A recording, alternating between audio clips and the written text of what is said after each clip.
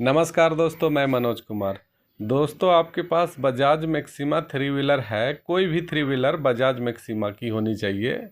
LPG, CNG, loader वगैरह, diesel, सब में जो यही प्रॉब्लम होता है। इसका जो ड्राइविंग शाफ्ट है, जिसका हाउसिंग का जो सील है वो ख़राब हो जाता है, जिससे क्या होता है, डिफरेंशियल ऑयल जो रहता है इस पर वो धीरे धीरे ख़त्म हो जाता है और इंजन के तरफ से, डिफरेंशियल के तरफ से आवाज़ आने लगता है, हन आता हुआ। तो सबसे पहले उसको खोलने के लिए टायर को खोलना पड़ेगा, क्योंकि टायर को खोलने के बाद ही, और ये सस्पेंशन चेचिस जो है इसको भी खोल लेना है। 19 नंबर नट बोल्ट रहता है, बड़ा सा बोल्ट रहता है उसको। तो सबसे पहले टायर को रिमूव करते हैं इससे, क्योंकि टायर के हटाए बिना एक्सल असेंबली को खोलना पड़ेगा, पॉपुलर शाफ्ट को खोलना पड़ेगा, तब तो जा कर के ये बाहर आएगी। तो टायर को चलिए खोल लेने के बाद देखिए, ये हो गया आपका ब्रेक ड्रम। इसका खोलने की प्रक्रिया मैंने किसी न किसी वीडियो में तो दिखाया ही होगा, तो वो मैं दिन नहीं दिखा पाऊँगा आप लोग को इस वीडियो में। बस यही बता रहा हूँ कि टायर को खोल लेने के बाद ये ड्रम को भी खोलना पड़ेगा।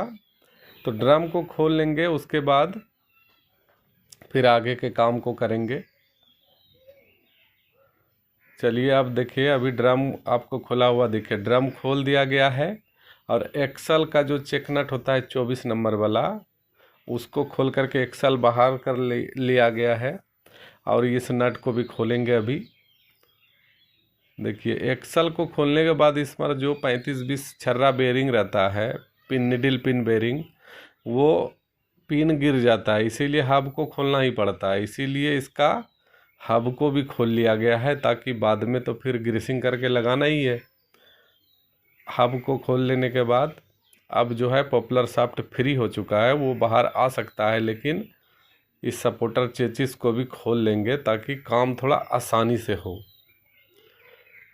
तो उसको खोलने के लिए सबसे पहले आपके पास 19 नंबर का रिंच होना चाहिए। रिंग फिक्स दोनों तरफ, एक तरफ फिक्स लगेगा, एक तरफ रिंग लगेगा, या दोनों तरफ आप फिक्स या रिंग, जो आपको सहूलियत हो, आसानी से आप इसको खोल सकते हैं।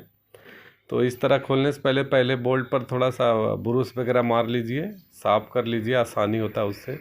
उसके बाद सोकर का बोल्ट जो 19 नंबर होता है, इसको भी खोलना है। लोक नट है तो आप सॉकेट और हैंडल की मदद से खोलें। उसके बाद ये बाहर आ चुका है पूरी तरह से। अब हमको काम जहाँ करना है उस पर फोकस करेंगे, क्योंकि अब ये है ड्राइविंग शाफ्ट। काम तो इसी का करना है, वो सब तो आसानी हो खोलने में इसीलिए किया गया। तो ये पूरा गंदा हो चुका है, उसको तो सबसे पहले करेंगे साफ। तार ब्रश से उस पर जो है रगड़ रगड़ के साफ कर लेंगे। साफ करने से क्या होगा कि काम करने में थोड़ा आसानी और अच्छा भी लगता है। पहले तो चलिए शाफ्ट को बाहर निकाल लेते हैं। ये अपना छेनी हथौड़ी से मारेंगे उधर से, तो ये शाफ्ट जो है नॉर्मली बाहर आ जाता है। देखिए, बाहर आ गया है। अब डिफरेंशियल हाउसिंग जो है उसको साफ़ करेंगे बढ़िया से, बैठ करके कितना मिट्टी धूल है। फिर ये सील को भी बाहर निकालना है। ये जो सील देख रहे हैं अभी, ये सील को भी बाहर निकाल लेंगे। और ये लॉक है, वो लॉक जब इसे पुश करेंगे अच्छा से, वो पॉपुलर शाफ्ट को, तो वो अपने आप अंदर चल जाता है, उसको खोलने की ज़रूरत भी नहीं पड़ती है। तो चलिए, सबसे पहले कर लेते हैं साफ। डिफरेंशियल हाउसिंग देखिए पूरा हो गया क्लीन, जितना हो सके। अब शोरूम के जैसा वाश वगैरह तो नहीं करा सकते हैं ना। उसके बाद पेचकस के मदद से सील को कर लेना है बाहर। सील बाहर कर लेने के बाद काम जो हो जाएगा आसान हो जाता है। सील हो गया है बाहर। उसके बाद इस पर लगाना है नया सील, क्योंकि यही सील में जो प्रॉब्लम था, अभी आपको दिखाएंगे कि सील में क्या प्रॉब्लम था। सील जो है इसका स्प्रिंग टूटा हुआ था, स्प्रिंग तो मिला ही नहीं, अंदर में था। कोई कारण से हो जाता है, सील टूट जाता है, तो ऐसा कोई दिक्कत नहीं है। सील के कारण ही लीकेज हो जाता है। अब इसमें नया सील लगाना है, तो हाउसिंग को एक बार कर लेते हैं क्लीन।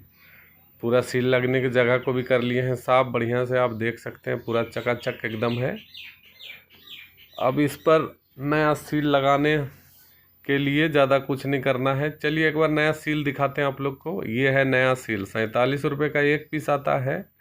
551613 इसका पार्ट नंबर है, बजाज के पैकिंग में आता है। एक साथ 2 सील रहता है, क्योंकि मिस्त्री लोग यही करते हैं कि अक्सर दोनों साइड का बदलते हैं, इसीलिए कंपनी भी एक साथ 2 देती है। तो मैं एक पैकेट के फाड़ करके एक को निकाल चुका हूँ और ये जो है पैकेट बंद ही है, तो उसको नहीं खोलना है।